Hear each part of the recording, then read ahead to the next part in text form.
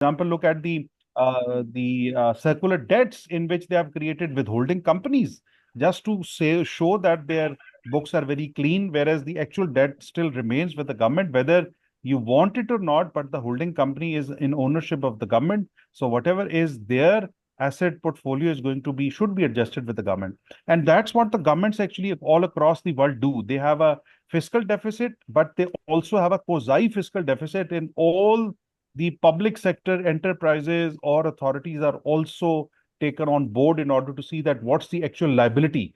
Because prima facie, anything which belongs to the government, it's good or bad, is going to come back.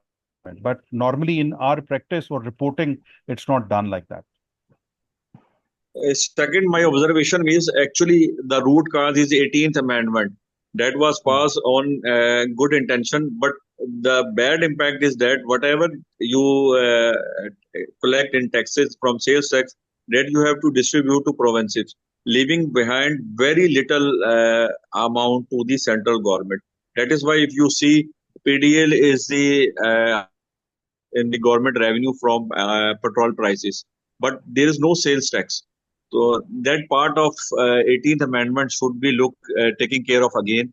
That are bad things that needs to be improved, because that is creating major hurdle from this to the central government, because they left behind very little amount to invest on development budgets and other things. Or that is why our loans or internal or external loans are increasing day by day, because they don't have a budget or amount in terms of revenue from different sources to funding Actually, these it's not interest the costs 18th and other Amendment. things.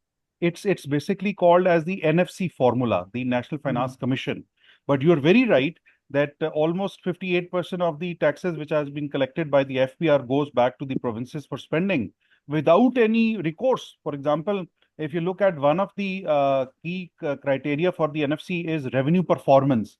And the revenue performance is actually not the revenue, it is the amount which is collected through the electricity bills taken as the criteria. Whereas the actual revenue efforts would have been where the provincial governments actually support the federal government in terms of identifying the potential taxpayers which can be brought into net, educating the people, and so many other things. That is not done. So I fully agree with you that this is also kind of a political economy of the fiscal side, in which the governments know that if the funds are converted from the federal to the provincial, it will be easier for them as a political party to get more traction from the people. So they would like to have more and more resources taken away from the federal government, whereas all the costs and liabilities are put on the federal government. But again, who is going to bell the cat? Because the provincial governments are the ones which are also in the federal government. So why would the Punjab government like to have a cut on them, or the Sindh government like to have a cut on them? They are the same in the federal government and the provincial governments. So there is another thing which is related to the NFC board. One is things that we are saying that on the basis of their collections, but the point is this: what they are producing, the surplus Yeah. is around 1.2 trillion of the whole four provinces. So what we are giving them in the budget 24-25 is around 7.5 trillion in return. Another thing is that I think so. You may know that the IMF is also restricting that you have to reduce the budget, the share of NFC ward in the federal budget. So, on the other thing, there is another criteria which is population. According to many economists Hmm. and the demographers, they are saying that the population is potentially growing all because of the NFC ward, because nowadays the population growth is around 2.5 and the economy growth is around on average within the 4 to 5 years, last 4 to 5 years, around 2.1, 2.2. So it means that we are negative, or we are reducing 0.5% of per capita income every year instead of Exactly. increasing. Hmm. So recently, Dr. Ashfaq Khan shared a paper with Asenik Balsa. According to him, that and Asenik Balsa is trying to revisit the NFC watch share. Let's what happened with it. It's not going to happen. Yes, That's yes. my take because, again, at the provincial level, they have the autonomy, they have the authority. But if the funds go back to the federal government, then it's a coalition government. So the ease of spending more is with resting with the province. So I don't see that the NFC award is going to be Sir, redone, at least in this and government. other thing is that if we see that the budget, the projects, the development projects, uh, any project, development project whose cost is above the 20 million, then the federal government, or 220, sorry, 220 million, then the federal government take into the project and share the budget with the provincial government also. So it means that if you are going to make a huge development projects, you have to involve the federal government. So if there is a reduction in the shares, it means that you can do your huge projects. You can make high quality industries. You can make a high quality infrastructures by support of the federal government. But if you are already taken too much from the federal government, then they are not going to support you in any, you can say that the huge development project. I agree with you, but the problem again is that why should the federal government be worried about provincial governments' budgets or their projects? If the provincial governments want something for them, they should raise their own revenue. This is as simple as that. Because when the provincial government start asking from the federal government, then there is a problem of equity because the other provinces are going to claim that if you're spending, let's say in Punjab, what value does it have to the federation? Federal government should only spend where there is a rate of return for the federal government or it's a federal government concern. Like Imran Sahab just said, after the 18th Amendment, the education, the health, the environment, the agriculture, these are all provincial subjects. So if they want something happening there, they have to prioritize it by themselves. They have to think about maybe a public-private partnership models. They have to think about maybe creating sukuk bonds for their funding. Now, you know that the provincial governments are also authorized to borrow Yes, for yes. their own expenditures. So they should do it. They should create their own assets and liability registers. Why should the federal government be worried about it? Federal government should only be concerned with their subjects. That's what the good thing about a federation or a fiscal federalism is about, where each level of the government should focus on what it is mandated for. That's how the public choice model also works. I have given vote to the federal MNA because I want him or her to focus on those parts which pertain to the federal legislative council, not to the ones which pertains to the local council, the kachi gali, the pakki gali, and the pani. Yes, This yes, is yes. not the job of the federal government. Okay, So sir. we have to. If this is the thing that, uh, please give us an idea how we are going to reduce the fiscal deficit.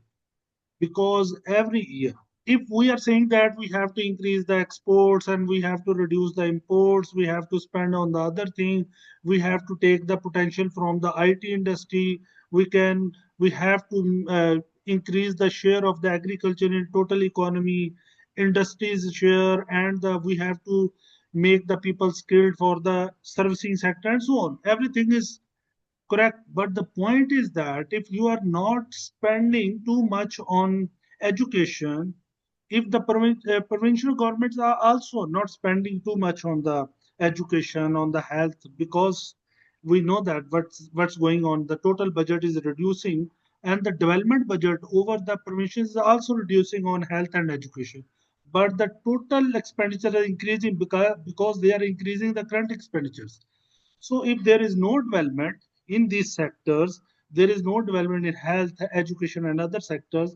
According to you, and this is my also my observation that we are spending in those projects like metro, we are spending in orange train, where we are not getting in return. We are spending more on it over the years. They are negative revenue return projects. So if this is the thing, then what is the way to, you can say that, the tackle this budget deficit and how we can improve our growth over the years? Well, I'll quickly try to answer what you have just mentioned. And as an economist, look, the role of the government is to improve the thing, not to worsen the things. If you take the data of number of primary children which are enrolled in the Punjab right today, and you Okay. look at the budget, you do a very simple cost effectiveness analysis, then you would find out that the per child enrolled in public school would be around maybe 15,000 rupees. This is my guess. I've not done it Okay. recently, but this pertain to something which is in the past. Just tell me that if your goal or final outcome is that you want your primary children to be having good quality education in which their cognitive abilities are developed, would you like to spend through the government by wasting 15,000 rupees, or would you like to pay maybe as a voucher to some good private education system which is willing to do that within in 3,000 rupees maybe at most? So what would be more cost effective? Sir, the point Would is it be that the private sector? okay, sir, if this is the case, then around 22.8 million children are out of school. It means which is around 40% of the total child population. So if this is the case, then what is the meaning of spending this amount on the children and the primary education?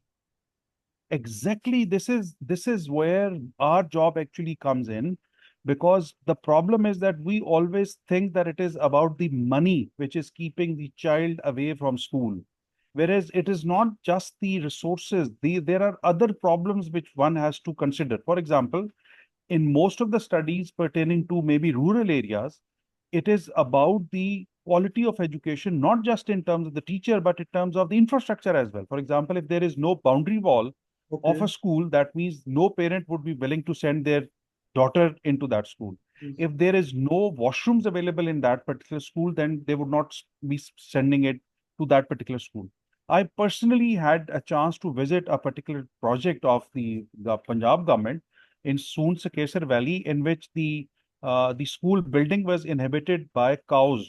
And we asked them that Okay. what's the reason? This is a school where the child should be basically studying, and you have put the cows and buffaloes there. So they simply said that the building was not being used, so that's why we have to.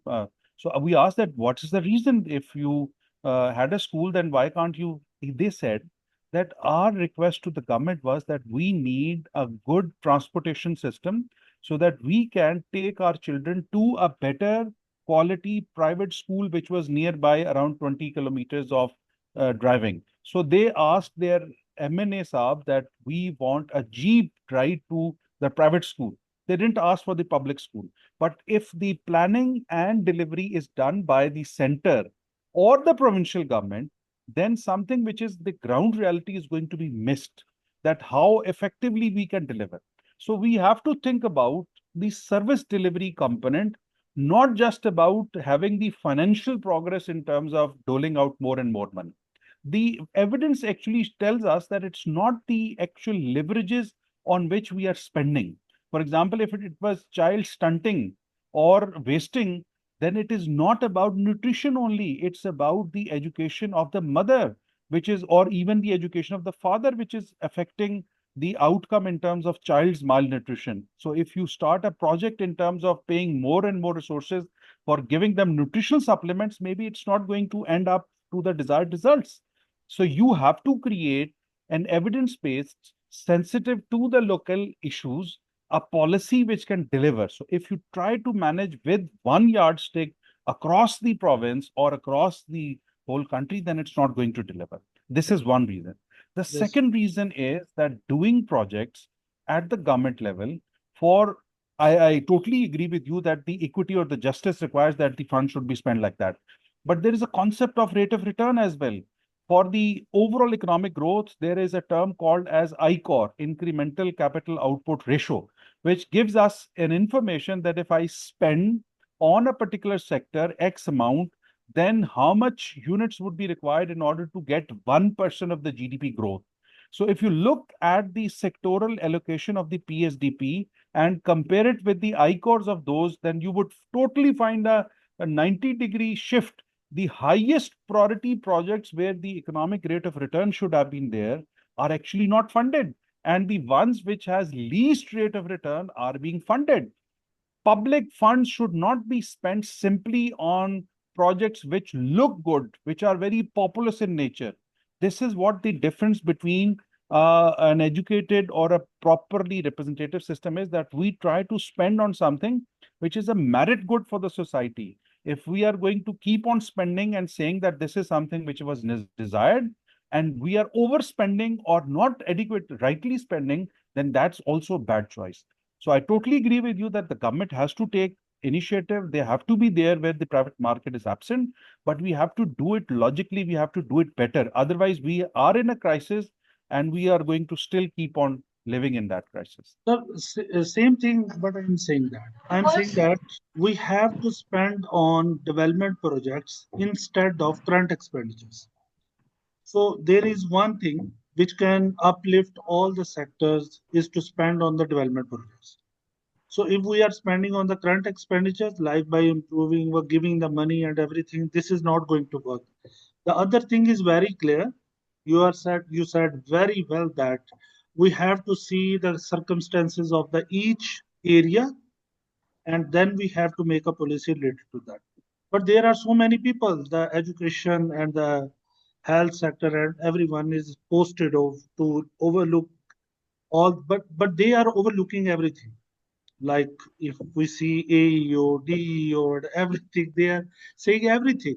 They have the knowledge of everything.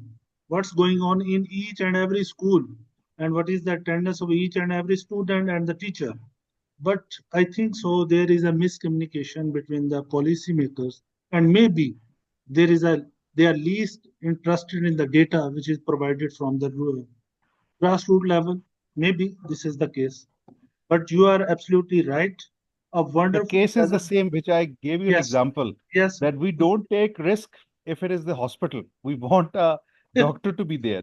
But for education sector, if you say that let's bring in somebody who knows the education, who knows what the curriculum is about, Yes. somebody who can guide us better in terms of how we can adequately deliver, then they would say, no, no, no, no, that's not required. We are going to put a very elaborated DMG person heading the education ministry, and there he is a jack of all, master of none, he is going to deliver. Here's my teacher, Professor Arsha sir. Sir, would you like to ask a question to my respected sir, our mentor, Professor Dr. Khalid Mahmood sir? Absolutely, I will join lately, but the discussion was very good overall. But I have also 2 or 3 points about the education matters which have are discussed, the dear fellow. First of all, we have to see the head of the institute, for example, headmasters and EOs, even the principal and even though the VCs, universities, तो all these postings, जब भी ये लोग, sorry, I was explaining to, if you don't mind. एक तो ये कि जितने भी इन हायर पोस्टों के ऊपर जो लोग लगाए जाते हैं, एक तो इनकी रिस्पॉन्सिबिलिटी डेफिनेटली ये तमाम चीजों को देखना और ओवरलुक करना होता है कि कहाँ फॉल्ट है, तो एक तो इनसे भी फीडबैक लेना जरूरी है। बाकी यहाँ तक मेरा पॉइंट ऑफ व्यू है, क्योंकि मैं भी गवर्नमेंट सेक्टर से जो है रिलेटेड हूँ, तो एज फॉर प्राइवेट जो सेक्टर है, गवर्नमेंट सेक्टर के पास जो है वो स्पेस भी ज्यादा है as compare to building, as compare to ground level और फैसिलिटीज। तो there is much need to improve these facilities. और आई थिंक जो फंड आते हैं, जैसे डॉक्टर साहब बता रहे थे 15,000 जो है अगर हम कास्ट एनालिसिस करते हैं, तो मेरा ख्याल है ये भी थोड़े हैं। अगर जिस हिसाब से फैसिलिटीज देखते हैं वो बहुत थोड़ी हैं, तो अगर इसको इम्प्रूव किया जाए तो यहाँ पर जितने भी लोग, जितनों मैं पूरे एक सर्कल को जानता हूँ, हम बाहर एग्जाम्पल तो नहीं यहाँ दी जा सकती, कि यहाँ मच क्वालिफाइड पीपल्स हैं जो वर्क कर रहे हैं यहाँ इसी सेक्टर में, जो ज्यादा बेहतर डिलीवर कर सकते हैं। जैसे मैं भी, गुलाम गौस को भी मैं जानता हूँ कि हम लोग खुद जो है वो पब्लिक सेक्टर से पढ़े हुए लोग हैं, और इन्हीं टीचरों से जो है वो हम यहाँ तक पहुंचे हैं। तो इसको मजीद बेहतर किया जा सकता है इनकी कोलैबोरेशन से। प्रॉब्लम क्या है, ठीक है। Thank you so much for your comments. Basically, we have less than 1 minute, and we would like to pay our attribute to our हाँ best. And I हाँ must say, मैंने पाइड में sir के बारे में जो आज तक सुना और जो अभी हम देख रहे हैं, मैं तो 7-8 साल से देख रहा हूँ, one of the best analyst of the fiscal side of the government or the budget or every document. You can ask anything related to the tax and everything. So it's our